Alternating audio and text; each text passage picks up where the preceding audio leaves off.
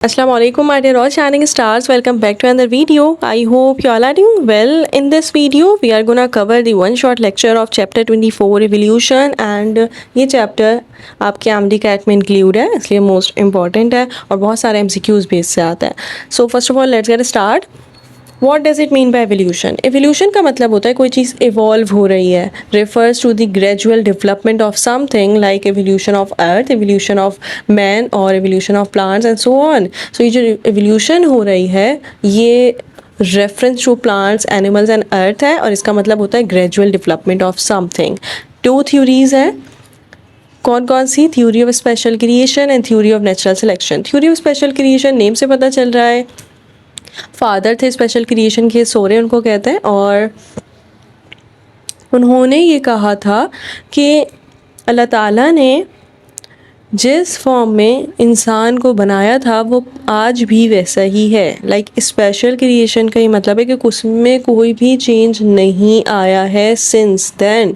That's why species fixed होते हैं, imitable होते हैं, उनमें कोई भी चेंज नहीं आता. जबकि थ्योरी ऑफ नेचुरल सिलेक्शन कहती है वो प्रोसेस जिसमें ऑर्गेनिज्म के ऊपर एनवायरनमेंट इफ़ेक्ट करता है एंड देन उसकी वजह से कोई कैरेक्टर्स डेवलप होते हैं एंड पास होते हैं from generation to next generation. इसको हम कहते हैं थ्योरी ऑफ नेचुरल सिलेक्शन और ये एंटागोनिस्ट है थ्योरी ऑफ स्पेशल क्रिएशन के. हम मुसलमान हैं, हम इसी बात पे यकीन रखते हैं थ्योरी ऑफ स्पेशल क्रिएशन के. अल्लाह ताला ने हमें जिस फॉर्म में पास्ट में बनाया था आज भी हम वैसे ही, हमें कोई भी चेंज नहीं आया है. स्पेसिफिकली क्रिएट किया गया है हमें बाय नेचर.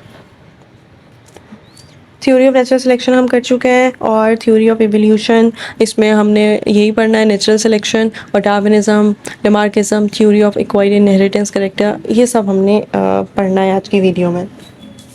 अब है evidence of evolution. Evidence of evolution में हमें पता है कि थ्योरी ऑफ नेचुरल सिलेक्शन यही कहती है कि कुछ ट्रेड्स होते हैं जो पास होते हैं फ्रॉम जनरेशन टू जनरेशन. मतलब एवोल्यूशन हो रही है, ग्रेजुअल चेंज आ रहा है किसी चीज़ में. यहाँ पे सिर्फ यही बात कर रहे हैं कि evidence from biogeography like location से एविडेंस हमें मिलता है. कुछ मैमल्स होते हैं जो ऑस्ट्रेलिया, अमेरिका, न्यू गिनी हर जगह पे हैं और ये साइंटिस्ट बिलीव करते हैं इसकी वजह से कि ये जो एक्सिस्टिंग कॉन्टिनेंट है ना, ये एक सिंगल पीस ऑफ लैंड था एंड देन ये ब्रोक हुआ, सेपरेट हुआ एक दूसरे से. इसका मतलब हमें ये मिलता है कि पाउच मैमल्स हैं अमेरिका में, ऑस्ट्रेलिया में, हर जगह पे हैं और ऐसा तो नहीं हो सकता कि मैमल्स स्विम करें, ये इनके लिए इम्पॉसिबल है. दैट्स वाई वो कहते हैं कि ये सिंगल पीस ऑफ लैंड था और बायोजियोग्राफी से हमें एविडेंस मिलता है कि सब एक दूसरे से लिंक करते थे. एविडेंस फ्रॉम प्लेंटोलॉजी बहुत इजी है. प्लेंटोलॉजी आपने पहले भी किया होगा. आपने आर्चियोपेट्रिक्स के बारे में ज़रूर सुना होगा. आर्चियोपेट्रिक्स का मतलब होता है कि ये एक फॉसिल बर्ड थी जिसकी वजह से हमें एविडेंस मिलता है. आर्चियो मतलब होता है बर्ड और पेट्रिक्स मतलब होता है विंग्स. तो ये फॉसिल बर्ड है और इसका मतलब होता है कि इनके पास तीत भी होते हैं, लॉन्ग टेल है, 20 वर्टिब्रीज हैं, विंग्स हैं और जो मूवेबल फिंगर्स कंटेन करती हैं विद क्लॉज. तो ये सारे करेक्टरिस्टिक्स शो करते हैं link between the reptiles and the birds. That's why यही है बस एविडेंस फ्रॉम पैलेंटोलॉजी. जो बिलीव करता है आर्चियोपैथिक एक गुड एविडेंस है एवोल्यूशनरी पाथवे की, लाइक लीड कर रहे हैं फ्रॉम रेप्टाइल्स टू बर्ड्स. हमेशा ये कहा जाता है कि बर्ड्स रेप्टाइल्स से एवोल्यूशन हुई है, उनकी इवॉल्व हुई हैं. तो फॉसिल एक ट्रेस ऑफ लाइफ होता है from the past. Evidence from comparative anatomy, तो इसमें आप पढ़ेंगे डाइवर्जेंट एवोल्यूशन और कंपैरेटिव एवोल्यूशन. होमोलॉगस ऑर्गन और एनालॉगस ऑर्गन के बारे में ज़रूर सुना होगा. होमोलॉगस ऑर्गन वो ऑर्गन होते हैं जो स्ट्रक्चरली लाइक होते हैं बट फंक्शनली डिफरेंट होते हैं, जैसे 4 limbs of man, bat, horse और वेल. इनको हम कहते हैं डाइवर्जेंट एवोल्यूशन, DH से याद रखिएगा. जबकि एनालॉगस ऑर्गन वो होते हैं जो स्ट्रक्चरली डिफरेंट होते हैं बट स्ट्रक्चर सेम होता है, जैसे wings of bat, birds, insect, ये सारे क्या करते हैं, स्ट्रक्चर इनका डिफरेंट है. क्योंकि अगर हम बात करें बैट की तो वो मैमल में आता है, बर्ड्स की बात करें तो वो भी हमारे पास वर्टिब्रेट्स हैं, लेकिन इंसेक्ट आर्थ्रोपोड्स में होते हैं और वो इनवर्टिब्रेट्स हैं. दैट्स वाई हम ये कहते हैं कि फंक्शन सेम है लेकिन स्ट्रक्चर डिफरेंट है. और ये एग्जांपल होती है कन्वर्जेंट एवोल्यूशन की. CA पूछा जाता है, याद रखना है ज़रूर. आर्म ऑफ मैन है, फ्लिपर्स ऑफ डॉल्फिन है, फोर आर्म ऑफ हॉर्स है, विंग्स ऑफ बैट है, ये सारे होमोलॉगस हैं लेकिन इनका फंक्शन डिफरेंट होता है। तो ये है कि आपने ये याद रखना है, कंपैरेटिव एनाटमी से एविडेंस हमें मिलता है। एनालॉगस ऑर्गन भी मैं बता चुकी हूँ। एविडेंस फ्रॉम मॉलिक्यूलर बायोलॉजी बहुत इजी है। मॉलिक्यूलर बायोलॉजी में हम डीएनए के मॉलिक्यूलर बायोलॉजी में हमें एविडेंस मिलता है फ्रॉम डीएनए। डीएनए से प्रोटीन बनता है, हम प्रोटीन की बात करते हैं। प्रोटीन का मतलब है ब्लड सीरम कंटेन करता है स्पेसिफिक सर्टेन प्रोटीन्स, जो ऑफ कोर्स प्रोटीन में आप एंटीजन एंटीबॉडी रिएक्शन याद कर लें। तो एग्जाम्पल अगर हम लें तो रिलेशनशिप होता है। अगर हम कार्निवर्स की बात करें, हार्बीवर्स की बात करें तो ये क्लोजली रिलेट करता है। Carnivore like cats, dogs, bears, ये सारे क्लोजली रिलेट करते हैं एक दूसरे से। हार्बीवर्स की बात करें तो काऊ, गोट, शिप, डेयर, ये सारे रिजेंबल करते हैं। तो जब टेस्ट किया था ब्लड सीरा का तो हमें पता चला था कि प्रोटीन रिलेशनशिप होती है between man and old world monkey, जिसकी वजह से कहा जाता है कि आपने सुना होगा कि ह्यूमंस इवॉल्व हुए फ्रॉम मंकी। तो ये मॉलिक्यूलर बायोलॉजी की वजह से कहा जाता है। Amino acid in protein is universal in all living organisms. Okay, so evolution of eukaryotes from prokaryotes, ये भी बहुत कहा जाता है कि प्रोकैरियोट्स से इवोल्यूशन हुई है यूकैरियोट्स की। प्रोकैरियोट्स मतलब बैक्टीरिया और यूकैरियोट्स मतलब प्लांट्स एंड एनिमल्स। तो ऐसा है क्या, इस थ्योरी में हम ये पढ़ेंगे। और इसमें सबसे पहले याद रखना है आर्ची बैक्टीरिया होते हैं और आर्ची बैक्टीरिया टॉलरेट कर सकते हैं टेम्परेचर को अप टू 120 सेल्सियस। हमने जब एंजाइम चैप्टर किया था वहाँ पे टेम्परेचर डिपेंडेंट था कि टेम्परेचर ज़्यादा नहीं होना चाहिए ताकि मेटाबॉलिज्म ख़राब ना हो।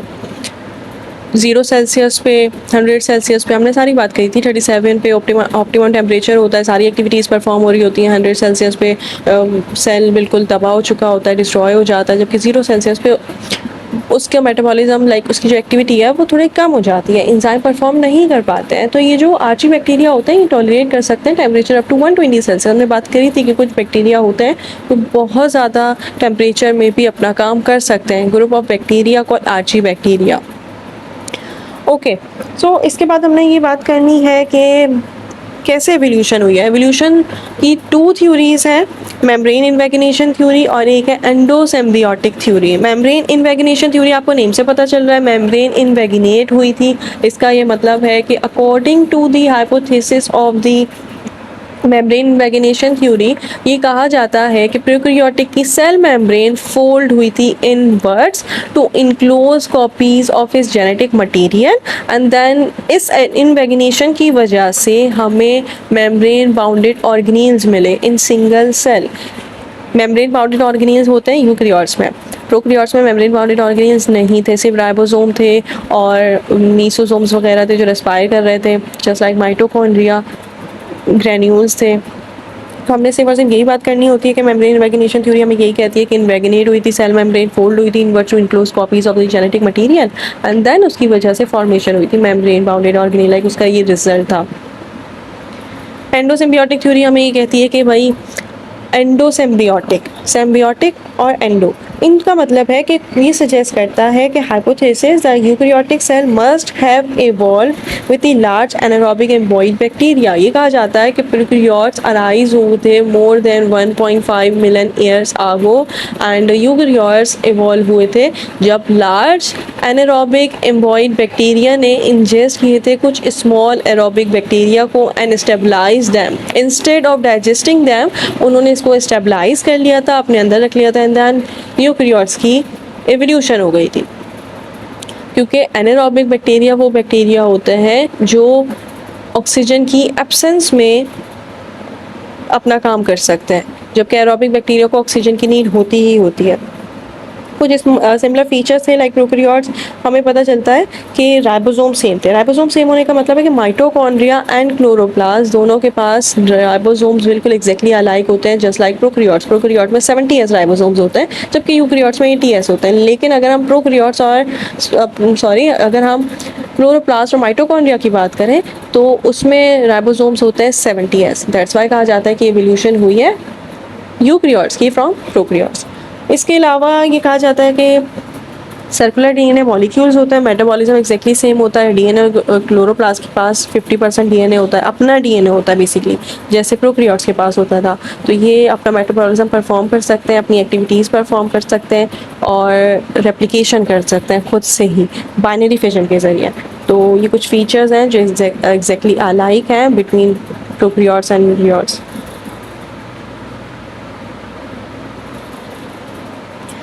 ओके, उसके अलावा लमार्किज्म है। लमार्किज्म थ्योरी लमार्क ने दी थी, ये ग्रेट फ्रेंच ज़ूलॉजिस्ट थे और इनकी एक बुक भी थी जिसको हम कहते हैं फ़िलॉसफी ज़ूलॉजी, पब्लिश हुई थी 1809 में।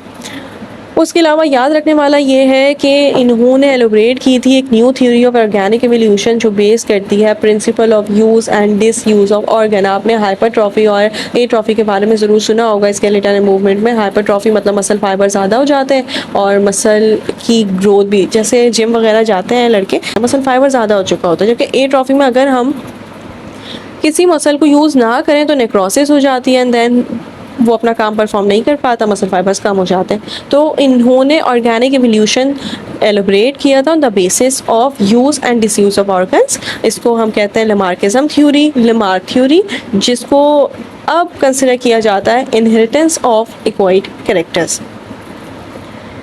2 कैरेक्टर्स हैं, पोस्टुलेट्स हैं, use and disuse of organ, inheritance of acquired character, और एक और कैरेक्टर भी था बट यहाँ पे सिर्फ 2 कैरेक्टर दिए हुए हैं।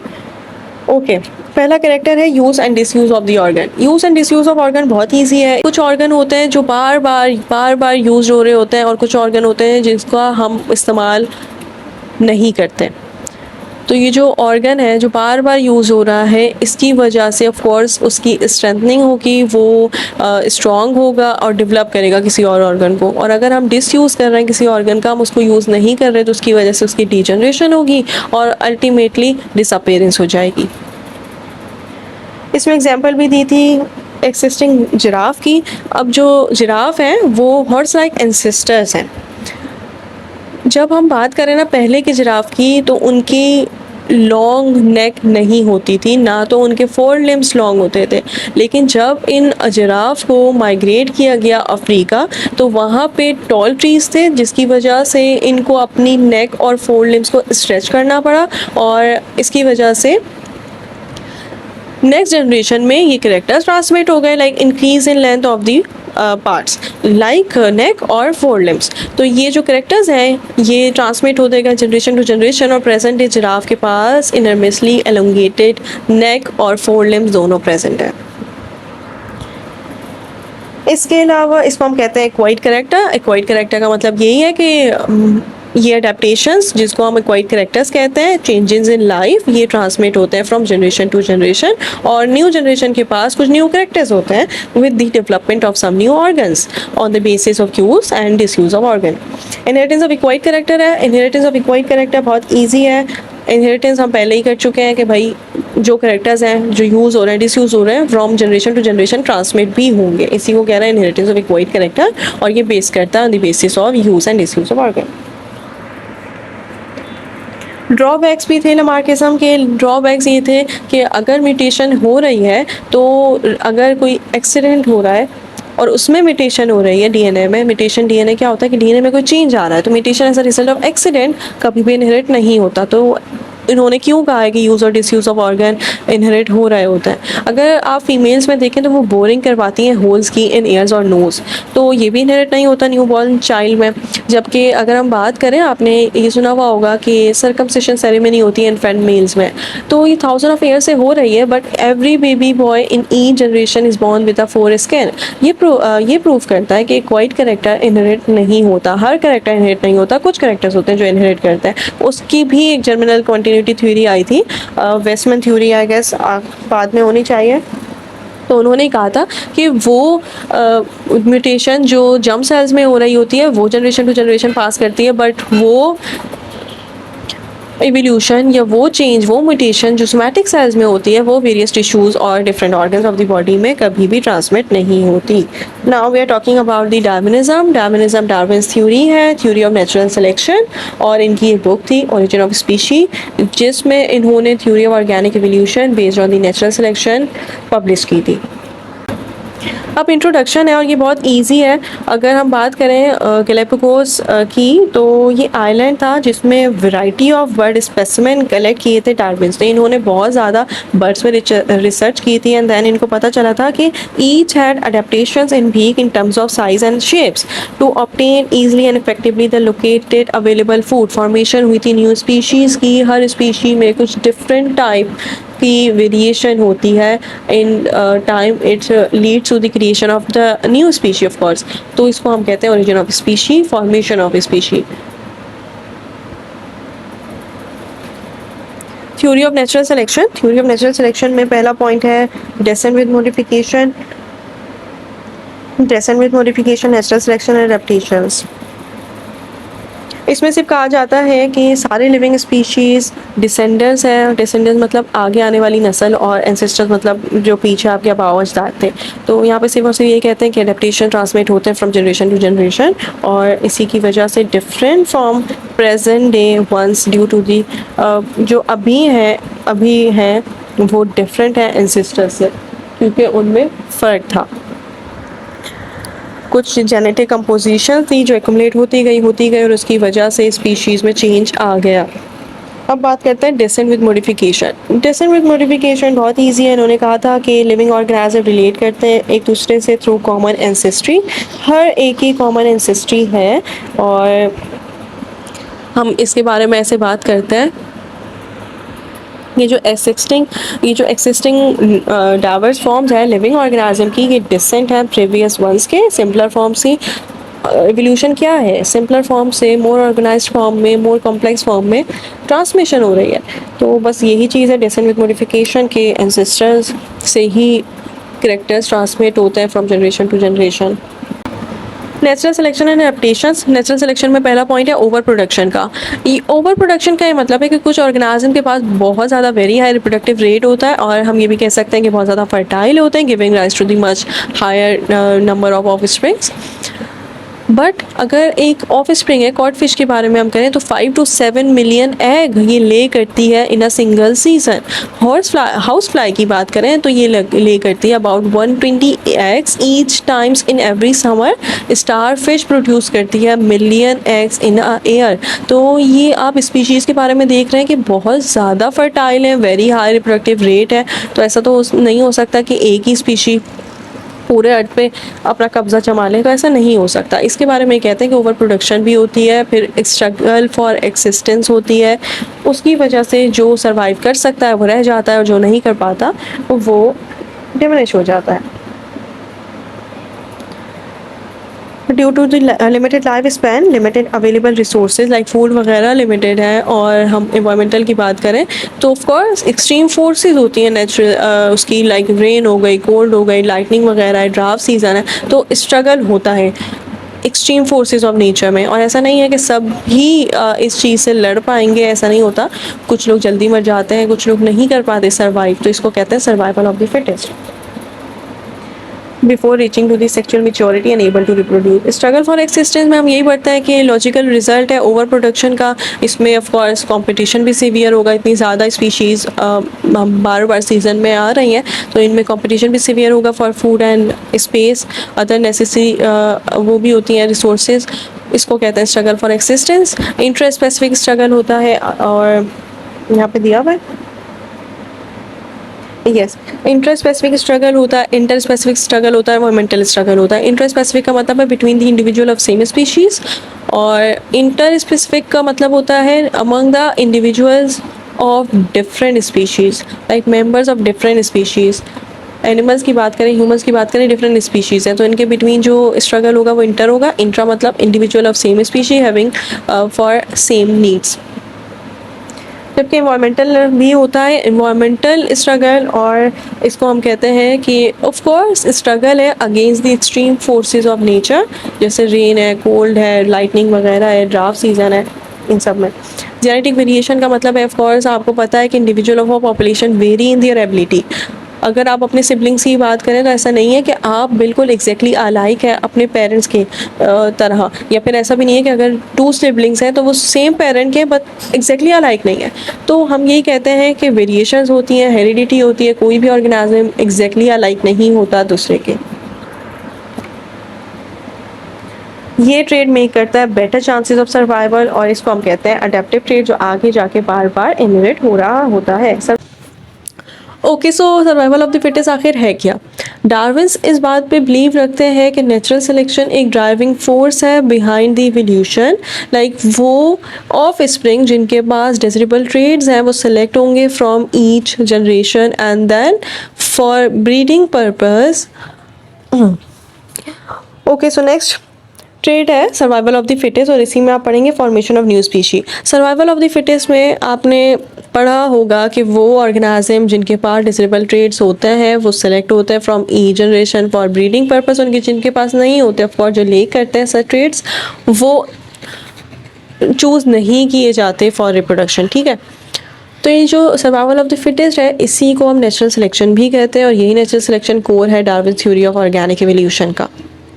इसी फिनोमेना पे सारी की सारी ये जो थ्योरी है ये बेस करती है सर्वाइवल ऑफ द फिटेस्ट।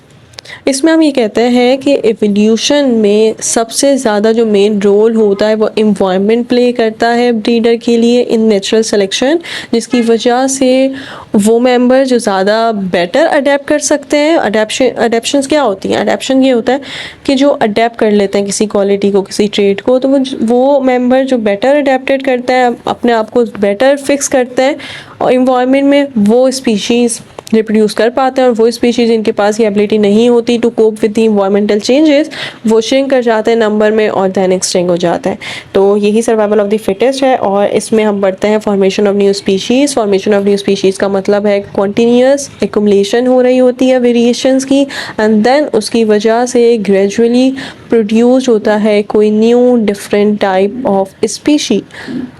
वो कोई लार्ज ग्रुप में भी हो सकता है, क्रिएशन हो सकती है, क्रिएशन हो सकती है न्यू स्पीशीज़ की। इसको हम कहते हैं ओरिजिन ऑफ स्पीशीज़, को हम कहते हैं फॉर्मेशन ऑफ न्यू स्पीशीज़।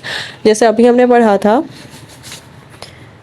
कि अडेप्शंस होती हैं बीक में in terms of size and shapes to obtain easily and effectively the local available food. तो इसी की वजह से है कि ये फिंचेस वगैरह हैं या बीक्स हैं, ये डिफरेंट होती हैं क्योंकि डिफरेंट फूड होता है, यूनिक स्टाइल में होती है। Basically formation of new species in a unique style. Okay, so अब कॉन्ट्रीब्यूशंस हैं। कॉन्ट्रीब्यूशन में बस आपने ये याद रखना है कि चार्ल्स का क्या कॉन्ट्रीब्यूशन था, मैथलस ने क्या किया था, वेलेस ने क्या किया था, डार्विन का हमें पता है ओरिजिन ऑफ न्यू स्पीशीज़ इनकी थ्योरी थी, और ओरिजिन ऑफ स्पीशीज़ पे इनकी एक बुक भी थी। लमार्किज्म ने भी थ्योरी ऑफ इवोल्यूशन दी थी, narratives of acquired character.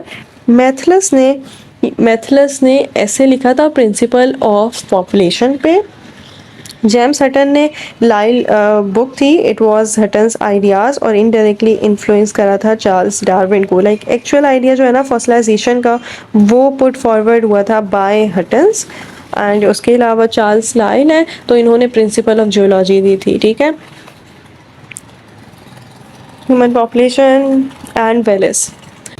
Roles of Wallace in contributing Charles Darwin to publish the theory of natural selection.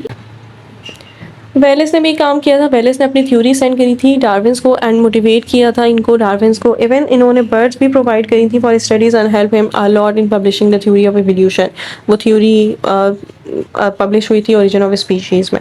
But ऐसा क्यों है कि सिर्फ सारा क्रेडिट डार्विन्स को दिया जाता है? तो डार्विन्स ने ऑल्सो स्पेकुलेटेड किया था अबाउट एवोल्यूशन ऑफ ह्यूमन पे भी एक पूरी बुक लिखी थी, और बाद में ऑफ कोर्स वेलेस ने डाइवर्ज कर लिया था। वेलेस इस बात पे मुत्तफिक नहीं थे, उन्होंने उसको सपोर्ट नहीं किया था, दैट्स वाई सारा क्रेडिट डार्विन्स को दिया जाता है। बट इन दोनों ने ही काम किया था इस थ्योरी पे, theory of natural selection. New Darwinism है। न्यू डार्विनिज्म बहुत ईजी है। न्यू डार्विनिज्म का मतलब होता है, न्यू डार्विनिज्म एक्सप्लेन करता है ओरिजिन ऑफ स्पीशीज़ को ऑन दी जेनेटिक बेसिस। अगर हम डार्विनिज्म की बात करें तो उन्होंने कभी भी, आपको याद होगा कि उन्होंने जीन पे कभी कोई बात नहीं करी नेचुरल सिलेक्शन में। सर्वाइवल ऑफ द फिटेस्ट बताया गया, और ये बताया गया कि वेरिएशंस होती हैं, बट ये नहीं बताया गया कि वेरिएशन क्यों होती हैं, on the basis of genetic होती हैं या फिजिकल अपीयरेंस, फिनोटाइप्स होता है। तो ये जो जेनेटिक बेस पे जो बताई गई ना वेरिएशन, वो बताई गई न्यू डार्विनिज्म में। और इसमें कहा गया कि मेन ड्राइविंग फोर्स स्पीशीज़ की वो गैदर होती है in the form of gene, genotypic variation in a gene pool, और ये रेफर करता है modern synthetic theory of the natural selection. अब हार्डी-वेनबर्ग थ्योरम है। हार्डी-वेनबर्ग थ्योरम दो साइंटिस्ट थे, एक मैथमेटिशियन थे हार्डी और एक जर्मन फिजिशियन थे वेनबर्ग। इन्होंने प्रपोज किया था relationship between the frequencies of allele and the genotypes in population. इन्होंने ये कहा था कि जो फ्रीक्वेंसी होती है डोमिनेंट और रिसेसिव एलील्स की पॉपुलेशन में कांस्टेंट रहती है from generation to generation, of course under stable conditions. अगर कोई चेंज आ जाता है, जैसे कि म्यूटेशन हो गई, जैसे कि इन्वायरमेंटल चेंज हो गया या कोई नेचुरल सिलेक्शन हो गई, तो उसकी वजह से चेंज आएगा and then generation to generation frequency same नहीं रहेगी। इनका एक फॉर्मूला था P square plus 2 plus Q square, और ये इज इक्वल टू 1 होता है। P है frequency of one allele, of course dominant allele, और Q है फ्रीक्वेंसी ऑफ रिसेसिव एलील, और ये फार्मूला इज इक्वल टू 1 होता है। अगर कोई कंडीशन है जिसमें जीन चेंज हो रही है, जैसे म्यूटेशन है, नेचुरल सिलेक्शन है या इन्वायरमेंटल चेंज है, उसकी वजह से कुछ जीन होंगी जो लॉस्ट हो जाएंगी फ्रॉम पॉपुलेशन, एंड उसकी वजह से हमारे पास ऑफ कोर्स एवोल्यूशन होगी। बस हम इसको यही कहते हैं, यही है हार्डी-वेनबर्ग थ्योरम। बस आपने ये याद रखना है, इसका फॉर्मूला याद रखना है, वैसे ये सिलेबस में इंक्लूड नहीं है। उसके अलावा फैक्टर्स अफेक्टिंग है, तो ऑफ कोर्स जब म्यूटेशन होगी तो वो इंट्रोड्यूस करेगा new genes in a population, और उसकी वजह से फ्रीक्वेंसी चेंज हो जाएगी। सिलेक्शन मैंने कहा कि कोई नेचुरल सिलेक्शन है या कोई आर्टिफिशियल सिलेक्शन है, तो उसकी वजह से स्पीशीज़ या तो may be given greater opportunity to reproduce और इंक्रीज करेंगे नंबर ऑफ द ऑफस्प्रिंग, जो अफेक्ट करेगा फ्रीक्वेंसी ऑफ एलील को। कुछ नॉन रैंडम मेटिंग भी हो सकती है, और जीन फ्लो है। तो यही कुछ चीज़ें हैं जो इफ़ेक्ट करती हैं फैक्टर्स अफेक्टिंग हार्डी-वेनबर्ग थ्योरम। अब जेनेटिक ड्रिफ्ट है। जेनेटिक ड्रिफ्ट बहुत इजी है। जेनेटिक ड्रिफ्ट में हम ये कहते हैं कि कुछ फैक्टर होते हैं जो कॉज करते हैं जेनेटिक ड्रिफ्ट को, और ये डिपेंड करता है ऑन द फैक्ट दैट ये जो पॉपुलेशंस हैं ये आइसोलेट नहीं कर सकती totally from each other. Loss हो सकती हैं कुछ जीन, पॉपुलेशन लॉस कर सकता है कुछ जीन, गेन कर सकता है कुछ जीन है, तो उसकी वजह से जो उसकी जेनेटिक कंपोजिशंस हैं वो डिफरेंट हो जाती हैं। It refers to the changes in allelic frequency in a population from generation to generation, और इसकी वजह से फ्रीक्वेंसी या तो ग्रो हायर होंगी या लॉस हो जाएंगी, गेन होंगी। Typically takes place in small population. इसको हम कहते हैं जेनेटिक ड्रिफ्ट। बॉटलनेक इफेक्ट है और फाउंडर इफेक्ट है, बहुत ईजी है। बॉटलनेक इफेक्ट में कहा जाता है कि size of the population decrease हो रही है due to some natural catastrophes like volcano eruption हो गई, अर्थक्वेक है, फ्लड फायर है, उसकी वजह से कुछ जीन लॉस्ट हो गए। फाउंडर इफेक्ट में कुछ न्यू पॉपुलेशन सेपरेट हो जाती है from the larger one due to some geographical और फिजिकल बैरियर्स। फिजिकल बैरियर्स होगा, कुछ स्पीशीज़ हैं, अभी हम स्पेसिएशन में पढ़ेंगे कि कुछ स्पीशीज़ हैं जो ज्योग्राफिकली अलग हो गई, तो उसकी वजह से कुछ ऑफ कोर्स इफेक्ट आएगा, कुछ जीन्स लॉस्ट होंगी, उसको हम कहते हैं फाउंडर इफेक्ट। स्पेसिएशन है। स्पेसिएशन एक बायोलॉजिकल प्रोसेस है फॉर्मेशन ऑफ न्यू स्पीशीज़ का, जिसमें group of individuals within the population develop करता है कुछ distinct characters, different characters, and then reproduce करता है आइसोलेटली फ्रॉम द रेस्ट। इसको हम कहते हैं स्पेसिएशन, और ये डिफरेंट टाइप्स का होता है। सिम्पैट्रिक स्पेसिएशन होती है, एलोट्रॉपिक स्पेसिएशन होती है, और पेरीपैट्रिक स्पेसिएशन होती है, और पैरापैट्रिक स्पेसिएशन होती है। सिम्पैट्रिक स्पेसिएशन में स्पीशीज़ ऑक्यूपाई करेंगे सेम ज्योग्राफिकल एरिया, लेकिन सेपरेट होंगे by distinct features. That's why उनकी फीचर सेम नहीं रहेंगी, तो वो यूनेबल हो जाएंगे to mate with its original stock, और इसको हम कहते हैं सिम्पैट्रिक एसोसिएशन। और ये हो सकता है पॉलीप्लॉइडी की वजह से, हैबिटेट डिफरेंशिएशन हो सकती है, सेक्सुअल सिलेक्शन हो सकती है। पॉलीप्लॉइडी का मतलब होता है क्रोमोसोम्स का जो सेट है वो ज़्यादा है। Allotropic speciation में population became geographically separated from each other just like founder effect, and ये reproduce करता है isolately from the rest of their parent. Peripatric speciation में small group of individuals break off from the larger group and form करता है new species, इसको हम peripatric speciation कहते हैं। लेकिन पेरीपैट्रिक स्पेसिएशन में populations are not geographically separated from each other, but ये एंटर हो जाते हैं कुछ डिफरेंट हैबिटेट में within the same area of the parent species. Like populations में interbreed but develop distinct features. उनके फीचर्स अलग हो जाएंगे, उनकी हैबिट्स अलग हो जाएंगी, लेकिन वो सेम एरिया में ही रह रहे होंगे। इसको हम कहते हैं peripatric speciation. But Hardy-Weinberg theorem हो गया, जेनेटिक ड्रिफ्ट हो गई या स्पेसिएशन हो गई, ये सब कुछ आपकी एमडी कैट के सिलेबस में इंक्लूड नहीं है, बट फिर भी आप थोड़ा बहुत पढ़ के जाइएगा कि क्या होता है। ऑफकोर्स आपको ज़रा बेसिक नॉलेज ज़रूर होनी चाहिए। So that's it. इंशाल्लाह नेक्स्ट वीडियो में हम किसी और चैप्टर का वन शॉट लेक्चर करेंगे। जब तक के लिए अल्लाह हाफिज़। All the best to all of you. And guys, if you are interested to enroll yourself in our mentoring session, then DM us. Link is in description.